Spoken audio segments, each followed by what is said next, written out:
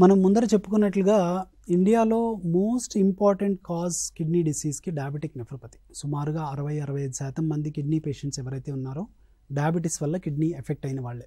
వీళ్ళందరూ డయాలసిస్లో ఉన్నారని కాదు, కిడ్నీ ఎఫెక్ట్ అయ్యి కిడ్నీ హాస్పిటల్స్కి విజిట్ అయ్యే పేషెంట్స్లో 60-65% ఆఫ్ ది పేషెంట్స్ డయాబెటీస్ వల్ల ఎఫెక్ట్ అయిన వాళ్ళు. రెండవ కేటగిరీ హైపర్ టెన్షన్, బీపీ వల్ల ఎఫెక్ట్ అయిన వాళ్ళు సెకండ్ మోస్ట్ కామన్ కాజ్గా చెప్పవచ్చు. మూడవది stone disease and cystic diseases, అంటే ఇవన్నీ యూరలాజికల్ కాజెస్. కిడ్నీలో స్టోన్స్ రావటము, కిడ్నీలో బర్త్ ఎనామలీస్, మీరు చెప్పినట్టు సింగిల్ కిడ్నీస్ కాకుండా కొంతమందికి యూరిటర్ ఎనామలీస్ అలాంటివి కూడా ఉండే అవకాశం ఉంటుంది. వాటి వల్ల కిడ్నీ డ్యామేజ్ అయిన వాళ్ళు మూడవ కారణంగా చెప్పుకోవచ్చు.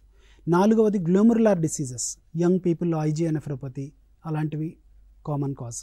జన్యుపరంగా వచ్చే డిసీజెస్ అంటే ADPKD, cystic diseases of the kidney, ఇవి కూడా కిడ్నీ డిసీజ్ కామన్ చెప్పచ్చు. ఈ 4-5 రకాలు అనేవి common causes of chronic kidney disease in India. అందరూ డయాలసిస్లో ఉన్నారని కాదు, కొంతమంది ఎర్లీ స్టేజెస్ ఆఫ్ కిడ్నీ డిసీజ్లో ఉంటారు. వాళ్ళు రకరకాల మందులతో జబ్బుని కంట్రోల్ చేసుకోవటము, ఇఫ్ నాట్ రివర్సింగ్ కంట్రోల్ చేసుకోగలిగే అవకాశం ఉంది. లేటర్ స్టేజెస్లో జబ్బుని డయాలసిస్ అవసరమైతే ట్రాన్స్ప్లాంటేషన్ చేసుకోవచ్చు.